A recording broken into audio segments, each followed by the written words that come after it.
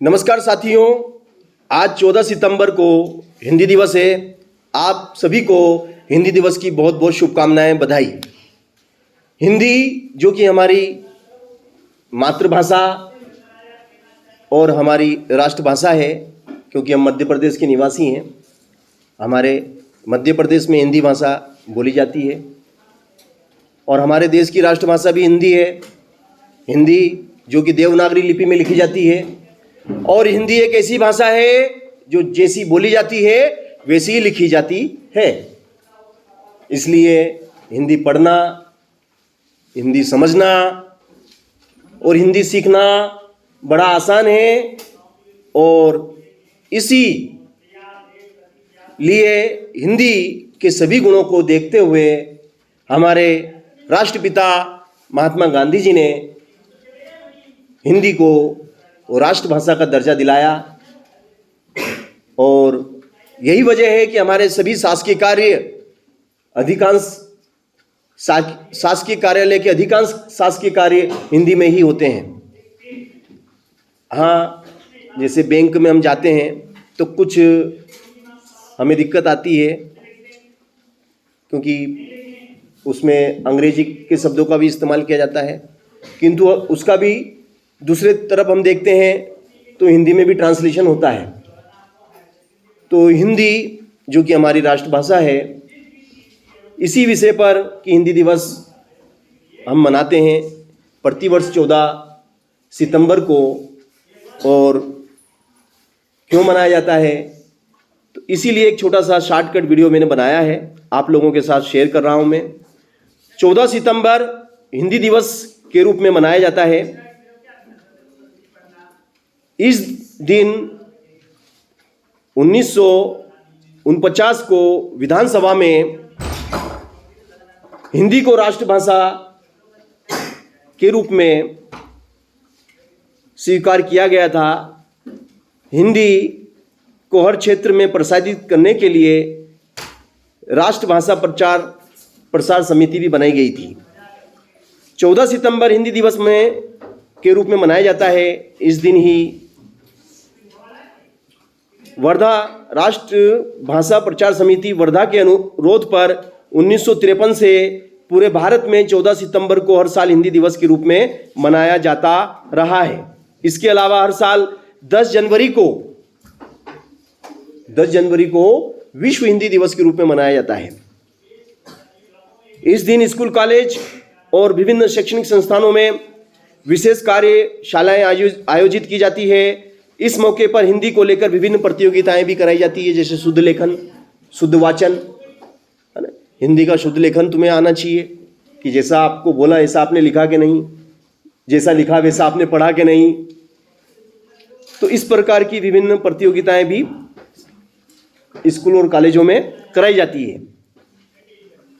भाषण प्रतियोगिताएं भी होती हैं, है ना, जो कि करवाने से बच्चों का बौद्धिक विकास होता है। महात्मा गांधी ने हिंदी को आम जन की भाषा बताया कि हिंदी क्या है, आम जन की भाषा है। आम नागरिक इसे बड़ी आसानी से समझ लेता है, बोल लेता है और पढ़ भी लेता है और लिख भी लेता है। इसीलिए इसे राष्ट्रीय भाषा का दर्जा दिया गया। 1953 से पूरे भारत में 14 सितंबर को हर साल हिंदी दिवस के रूप में मनाया जाने लगा। 1997 में हुए सर्वे के अनुसार हिंदी को भारत के करीब 66% लोग बोलने लगे। भारत की 66% आबादी हिंदी बोलने लगी 97 तक, है ना। 77% इसे समझ लेते हैं। देखो बोल कितने लेते हैं, 66%। 100 में से 66 लोग हिंदी बोल लेते हैं और समझ लेते हैं। बोल नहीं पाते मगर समझ लेते हैं कि सामने वाला क्या कह रहा है। कितने लोग हैं, कितने परसेंट है इसे, 77। बचे कितने परसेंट, कितने रह गए, 23%।